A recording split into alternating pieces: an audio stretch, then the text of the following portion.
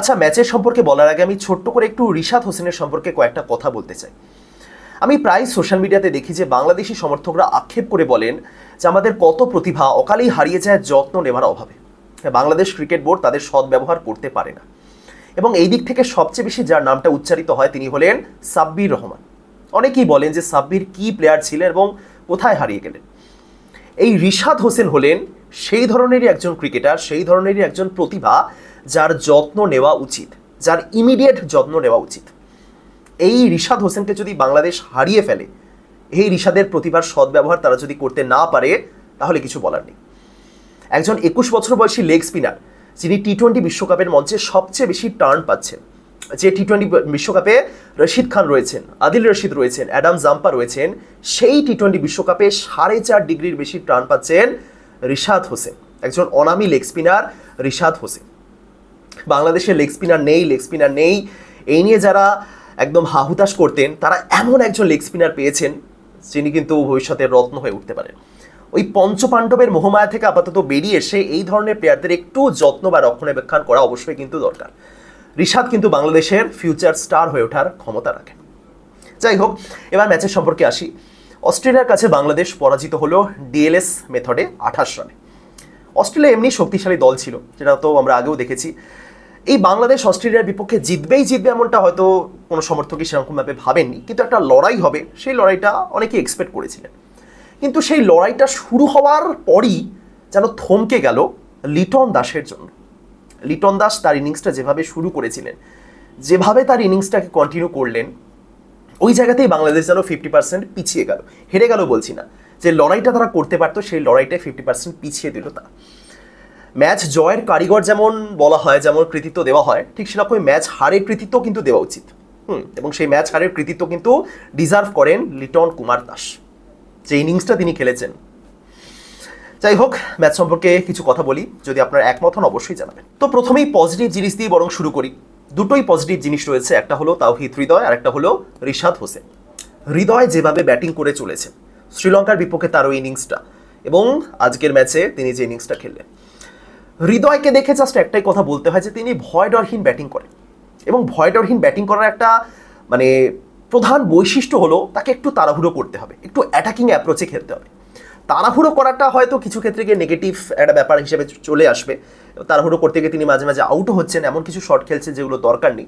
কিন্তু তার সাথে যে জিনিসটা তার মধ্যে রয়েছে, যেটা দরকার, সেটা হলো অ্যাটাকিং অ্যাপ্রোচ। বাংলাদেশের বাকি ব্যাটাররা কিছুই করে উঠতে পারছেন না, একটা বাউন্ডারি খোঁজার তারা মানে অক্লান্ত চেষ্টা করে চলেছেন। সেই জায়গাতে দাঁড়িয়ে হৃদয় কিন্তু ঠিকঠাক অ্যাপ্রোচে 6 মারার চেষ্টা করেছেন। চেষ্টাটা খুব বড় কথা, ইন্টেন্ট, আমি কি চেষ্টা করছি, কি রেজাল্ট আসছে সেটা পরের ব্যাপার, কি চেষ্টা করছি, কি উদ্দেশ্য নিয়ে খেলছি, অ্যাপ্রোচটা কি আছে সেটা কিন্তু ইম্পর্টেন্ট। এবং তাওহিদ হৃদয় এই জায়গাতে কিন্তু পারফেক্ট, দারুণ ব্যাটিং করেছেন আজকে। ওই জায়গাতে যদি আরেকটু কেউ সাহায্য করতেন তাকে, হ্যাট্রিক বলটা তিনি জাস্ট উপহারই দিয়ে দিলেন নিজের উইকেটটা হ্যাট্রিকের ক্ষেত্রে, সেটা আলাদা ব্যাপার। বাট তিনি ছিলেন বলেই কিন্তু এই 140 অব্দি উঠেছে, আদারওয়াইজ তার ওই ইনিংসটা না থাকলে 120-25 ম্যাক্সিমাম। হৃদয় আসলেই ভালো খেলছেন, তার বয়সও 21 বছর। হৃদয় বলুন, এদিকে আমি যদি হৃদয় কি 21 বছর বয়স, ওরকমই, 1 মিনিট, তাওহিদ হৃদয় একই ব্যাচেরই তো সব। তাওহিদ হৃদয়, তানজিম সাকিব, রিশাদ।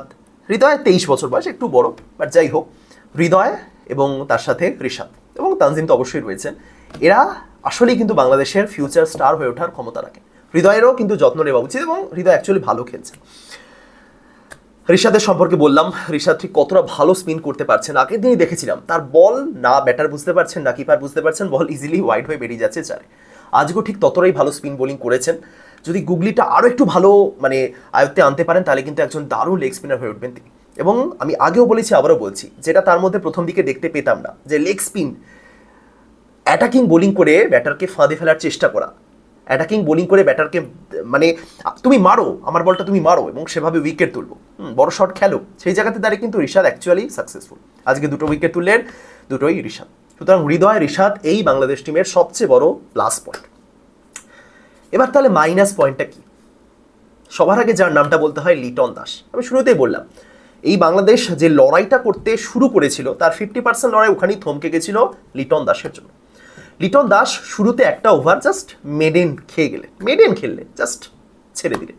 হ্যাজেলউড স্টার্ক সেই সময় বোলিং করছিলেন, পিচ কিন্তু খুব খারাপ, খুব কঠিন ব্যাটারদের জন্য এটা একেবারেই নয়। এই পিচে কিন্তু সাউথ আফ্রিকা এবং তার সাথে ইউএসএর মধ্যে ম্যাচ হয়েছিল। ইউএসএ কীরকম ব্যাটিং করেছিল সেটা আপনারা দেখেইছেন। লিটন দাস দেখুন 25 বলে 16 এই টাইপের ইনিংস লিটন আগেও খেলেছেন, কিন্তু আজকে লিটনের ইন্টেন্ট যেটা ছিল, তার অ্যাপ্রোচ যেটা ছিল, সেটা ছিল একদম ভয়াবহ। প্রথম যে ওভারটা তিনি মেডেন দিলেন, আপনি যদি দেখে থাকেন আপনি ভালো মতনই বুঝবেন যে লিটন কিন্তু মোটো স্ট্রাগল করেননি। এমন নয় যে লিটন খেলতে পারছিলেন না, লিটন বিট হচ্ছিলেন বারবার বোলারের সামনে, একদমই নয়। আরামসে লিটন জাস্ট বলটা ব্যাটে লাগাচ্ছিলেন। তার সেই ইন্টেন্টটাই ছিল না যে আমাকে রান করতে হবে, আমাকে কোনোভাবে একটা সিঙ্গেল বার করতে হবে, আমাকে গ্যাপে বলটা পাঠাতে হবে। সেই ইন্টেন্ট, সেই অ্যাপ্রোচ, প্রথম 6 ওভার চলছে, পাওয়ার প্লে চলছে, 30 ইয়ার্ড সার্কেলে ফিল্ডাররা রয়েছেন, বাইরে কেউ নেই, একটু চেষ্টা করি, সেই চেষ্টাটাই ছিল না। ঠিক সেমভাবে আপনি যদি গতকাল ম্যাচে ভারত এর বিপক্ষে গুরবাজের ইনিংসটা দেখেন, গুরবাজ কিন্তু শুরুতে ওই চেষ্টাটাই করেছিলেন, সেই করতে গিয়ে আউটও হলেন, কিন্তু সেটা চেষ্টাটা ছিল তার মধ্যে, ইন্টেন্টটা ছিল। লিটনের মধ্যে সেটা একদমই মিসিং।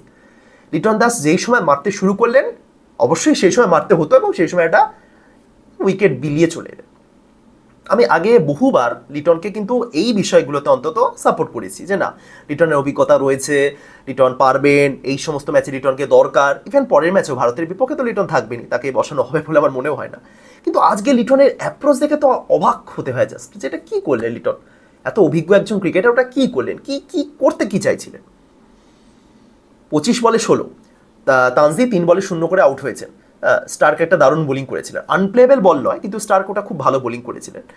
কিন্তু আপনি লিটনের ওই ইনিংসটা দেখুন, এর চেয়ে বরং 3 বলে 0 করলেও বেটার হতো। তিনি যেভাবে একটার পর একটা ডট বল খেলে গেলেন, যেভাবে ডট বলগুলো খেলে গেলেন, মানে লিটনকে প্রচুর ব্যাক করা হয়েছে। এই ইনিংসটা খেলার পর আর আপনি কীভাবে ব্যাক করবেন? জাস্ট কিপিং করতে পারেন বলে বা ভালো কিপিং করছেন বলেই কি তার টিমে থাকা উচিত? এই জায়গাতে দাঁড়িয়ে আপনি কি বলবেন লিটনকে? একদম প্যাথেটিক ইনিংস যাকে বলে, প্যাথেটিক ইনিংস। এই জায়গাতে যদি তিনি রানা বলও খেলতেন, 25 বলে যদি 25টা রানও করতেন, আমি ধরে নিলাম ওই 25টা বলের মধ্যে 10টা বল তিনি ডট খাচ্ছেন। কিন্তু এই যে 25 বলে 16 দুটো 4 মেরেছেন, বাকি যেভাবে ঠুকে গেলেন, খুব বাজে ইনিংস, খুব বাজে ইনিংস। নাজমুল হোসেন শান্ত 36 বল 41, অ্যাটলিস্ট রানে ফিরেছেন, অ্যাটলাস্ট রানে ফিরেছেন, কিন্তু কয়েকটা ভালো শট ছিল। তারপরে যেভাবে থমকে গেল তার ইনিংসটাও, অন্তত লিটন ওই জায়গাতে আউট হওয়ার পর শান্তকে আরেকটু দায়িত্ব নিয়ে খেলতে হতো। যদিও ব্যাটিং অর্ডারটাও হঠাৎ করে রিশাদকে পাঠানো হলো একটু পিনচিটারের জন্য, ঠিক আছে, কিন্তু শান্ত তো সেট হয়ে গেছিলেন না, 36টা বল খেললেন, প্রথম দিকে ভালো কয়েকটা শট খেলেছেন, 6 মেরেছেন, বেশ সেট হয়ে গেছিলেন। তারপরে তো তার ইনিংসটাকে এগিয়ে নিয়ে যাওয়া উচিত ছিল, তাই না? সেখানেও তিনি ব্যর্থ, বাট অ্যাট লাস্ট রানে ফিরেছেন, এইটুকুনি স্বস্তির ব্যাপার। ক্যাপ্টেনকে তো রানে ফিরতে হতো, তাই না?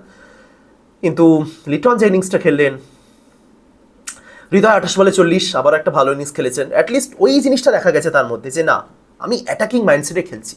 যেমনটা শুরুর দিকে শান্ত 6গুলো যখন মারলেন, একটাই 6 মেরেছেন, এবং মানে ওই সময়টা 6টা যখন মারলেন বা ওই সময়টা তার যে অ্যাপ্রোচ ছিল সেটা ভালো, সেটা পজিটিভ। এবং দুঃখের বিষয় এটাই যে অপরদিকে লিটন দাস ছিলেন, তিনি শান্তকে দেখে তিনি কি ভাবলেন যে শান্ত খেলে যান, আমাকে খেলতে হবে না।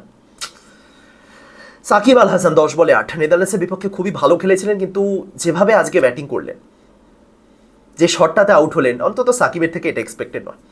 মাঝে অনেকেই বলছিলেন যে সাকিবকে অবসর নেওয়া উচিত। তারপরে বিগত কয়েকদিনে বাপরে সাকিব এবং শেহবাগের ওই ব্যাপারটা নিয়ে কত পোস্ট, কত ঝামেলা, সেসব বাদই দিলাম। বাট সব কিছু বাদ দিন, আপনি জাস্ট আজকে সাকিবের ইনিংসটাকে বর্ণনা করুন, সাকিবের শর্ট সিলেকশনটাকে বর্ণনা করুন। সাকিবের থেকে অন্তত এর চেয়ে বেটার এক্সপেক্টেড। এই সাকিবের জায়গায় যদি শান্ত বা তানজিদ বা অন্য কেউ এইরকম শর্ট খেলে আউট হতেন, তাহলে আমি বলতাম ঠিক আছে, হ্যাঁ শান্ত ক্যাপ্টেনেরও এখন শর্ট খেলা উচিত না। বাট সাকিব তিনি তো অভিজ্ঞ ক্রিকেটার না। মাহমুদুল্লাহ রিয়াদ 3 বলে 2, ওই শটটা খেলার দরকারই ছিল না। ওই জায়গাতে দাঁড়িয়ে তিনি যদি 2 ওভার থেকে যেতেন তাহলে রানটা আরেকটু বেশি হতে পারতো। শেষ দিকে তাসকিন বরং চেষ্টা করলেন, অ্যাটলিস্ট না একটু 4 মারি, একটু রান নিই, তাহলে হবে। আপনি দেখুন, আপনি তাসকিনকে দেখুন এবং লিটনকে দেখুন, ঘুরে ফিরে প্রত্যেকের সাথে লিটনের একটা কম্পারিজন করতে হচ্ছে।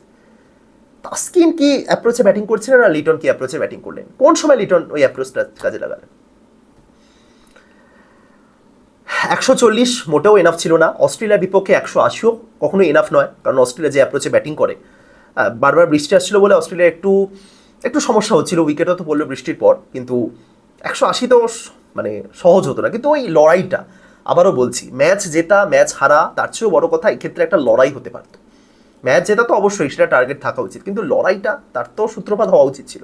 লিটন ও ইনিংসটা দিয়ে না 50% লড়াইকে চাপা দিয়ে দিয়েছে। চলো আমি 50% আটকে দিলাম, বাকি 50% দিয়ে যতটা লড়ে দেখো।